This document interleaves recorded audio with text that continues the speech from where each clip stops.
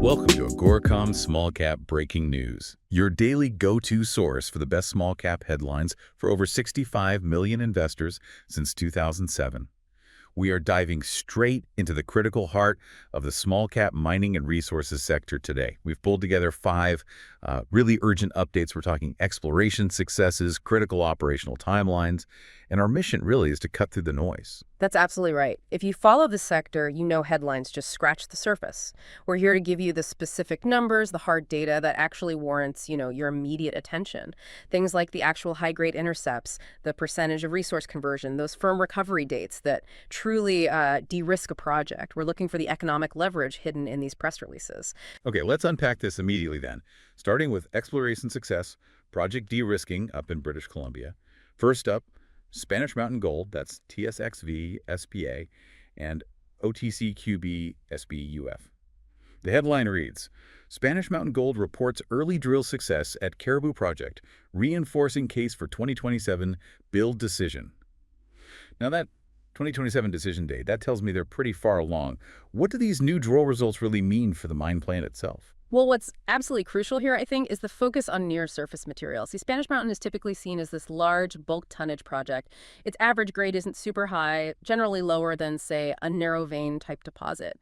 But this recent drilling, the fall campaign targeting the Orca Fault area, well, it hit long intervals significantly above that average project grade. Okay, give us those key numbers then. What stood out? We saw some remarkable continuity. Hole 25 DH1292 hit a huge 112.00 meters, grading 77 grams per ton gold. And that included a richer section, too, 35.80 meters at 1.18 grams per ton. Wow, 112 meters. Yeah. And another one, hole 25 DH1293, delivered 102.00 meters, grading 0.64 grams per ton gold. Look, when you're dealing with a multi-million-ounce deposit, hitting over 100 meters of gold is significant, right? But doing it with grades well above the resource average, near surface, that creates immediate economic leverage. That's the key phrase, economic leverage. Yeah. If these results are near the surface, that means that's likely the stuff they'll process early in the mine life. I like that the CEO, Peter Ma, he connected the dots explicitly. He said, these results validate the continuity of near-surface, higher-grade gold mineralization. And he pointed out they could significantly increase the robustness of future gold production. If they can feed high-grade ounces into the mill in those first few years, well, that just improves the project's economics massively, doesn't it? Exactly. It accelerates the return on capital. Positioning them perfectly for that 2027 construction decision. Precisely. They're mitigating that startup risk, which, is often a big challenge for these large bulk tonnage projects. Right. Okay, so moving from exploration confidence in BC, let's look at a different kind of project maturity. Resource conversion down in Colombia. Yeah, we're shifting gears a bit, from finding new rock to proving up the quality of the rock they already know about. Let's talk about Denarius Metals. Symbols are Cboe CA DMET and OTCQX DNRSF headline. Denarius Metals upgrades Zancudo resource in Colombia and sets stage for 2026 drilling push. Resource conversion is the core story here. This is really where we talk about de-risking for financing purposes. Denarius hit a critical milestone. They moved approximately 23%, nearly a quarter of their gold equivalent resources from the inferred category up to indicated. Now, for listeners maybe newer to the mining cycle, inferred is, well, it's speculative. There's potential, sure, but the drill spacing is too wide. You can't guarantee continuity. And indicated resources, why is that upgrade such a big deal, especially for, say, lenders or partners? Indicated means tighter drill spacing, much higher geological confidence. These are the ounces you can reliably include in detailed economic studies, like feasibility studies, and maybe more importantly, these are the ounces that banks, lending groups, strategic partners, they'll actually count towards a financing package. So converting 23% in one update, that shows pretty rapid progress in understanding the geology. And the numbers they've got on those higher confidence ounces look pretty strong. They certainly do. The new indicated resource now stands at 979,000 tons. And the grade is outstanding. 6.9 grams per ton gold and 84 grams per ton silver. That contains 249,000 gold equivalent ounces. 6.9 gold is excellent. It really is in almost any context. And this confidence boost, it couldn't be better timed, really. Construction's already underway on their 1,000 tons per day flotation plant. They're targeting concentrate production next year. This project is moving from planning to actual execution. Good point. And it's important they're using realistic assumptions, too. Yeah. You mentioned their model uses current metal prices. Right.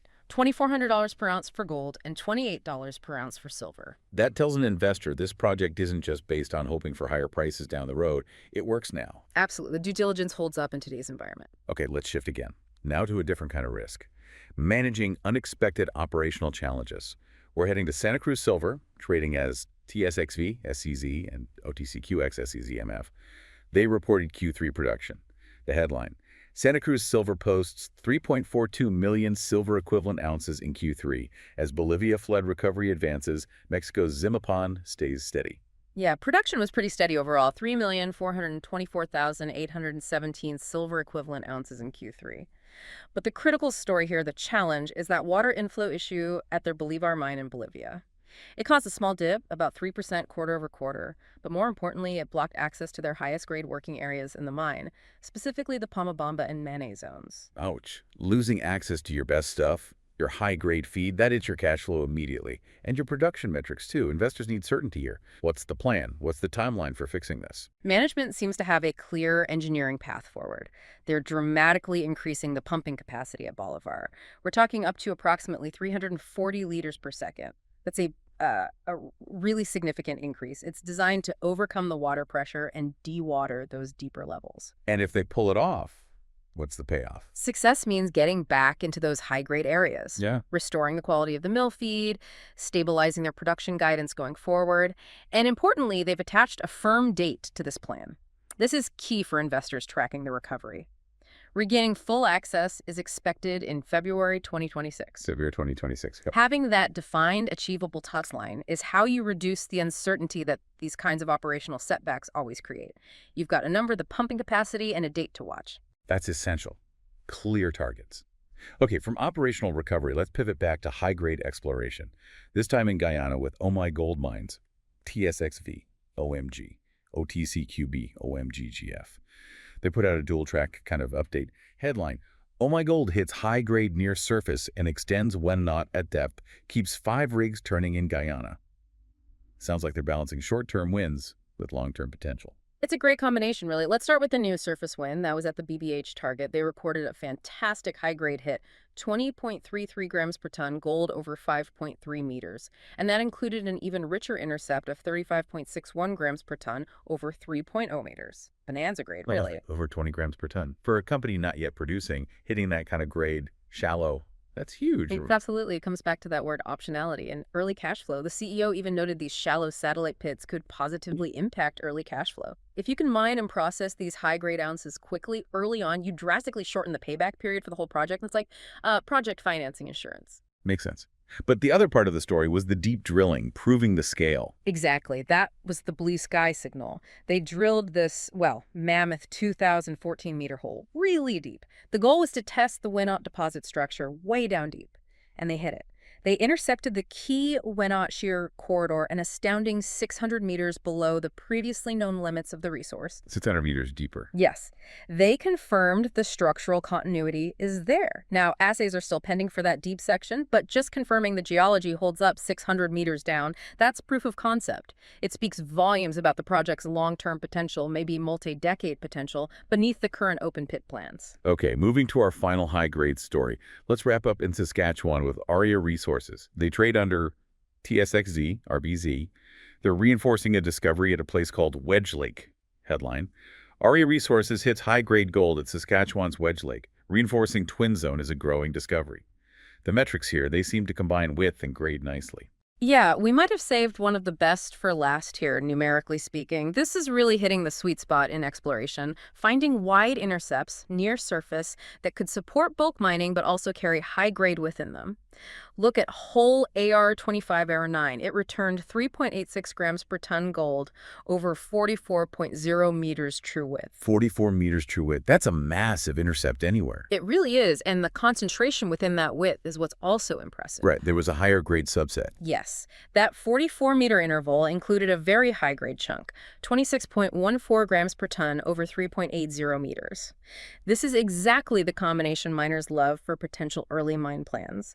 You've got the bulk tonnage aspect, but you've also got these extremely high-grade pockets to sweeten the average grade going to the mill. The company used a specific term. They talked about improving grade thickness. Mhm. Can you unpack that for our listener? Why is that the right metric here, and what does a 280% improvement actually signal? Sure. Grade thickness is fundamental. Think of it simply. Grade is how rich the rock is, right? Grams per ton. Thickness is how wide the zone is, in meters. Grade thickness is just those two multiplied together. It effectively measures the total amount of gold in that slice of rock per vertical meter. It's not enough just to hit 44 meters. You need to know how valuable those 44 meters are. Okay, so if they improved that specific metric, grade thickness, by an average of 280% across these latest holes. It means they're finding drastically more metal, more ounces per vertical meter than the historical data suggested they would. That level of improvement really backs up the CEO calling the Twin Zone a major gold system. It shows, almost exponential growth in the quality and scale of this discovery. It dramatically boosts the potential economic viability right from the start. So looking at these 5 updates together, there seems to be a clear focus across these management teams, doesn't there? Absolutely. If you tie it all together, all 5 companies are focused on quantifiable de-risking. It doesn't matter if they're in exploration, development, or production right now. Spanish Mountain is working to improve its early cash flow potential. Denarius is stabilizing its resource for financing. That 23% conversion to indicated is huge. Omai is providing that dual assurance, shallow potential for quick cash, deep proof of long-term scale. Santa Cruz is nailing down that recovery timeline. Right. So for you, the listener, these are the specific actionable numbers maybe worth putting on your research list.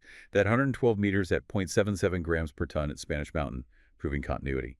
The 23% resource conversion at Denarius, moving metal into the bankable category.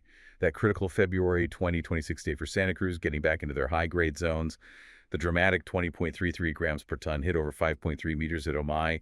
And that bulky 44 meters at 3.86 grams per ton at Aria, backed by that huge 280% grade thickness jump. Those are the data points. And this really raises an important question, I think, for your own research when you look at these companies. We've talked a lot about optionality, this ability to sequence high-grade material early for faster payback.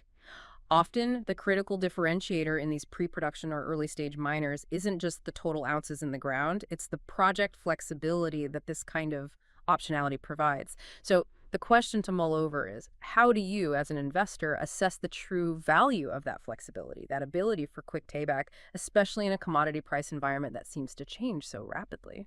That's maybe your next deep dive. Thank you for joining us for this deep dive into the latest breaking small cap news.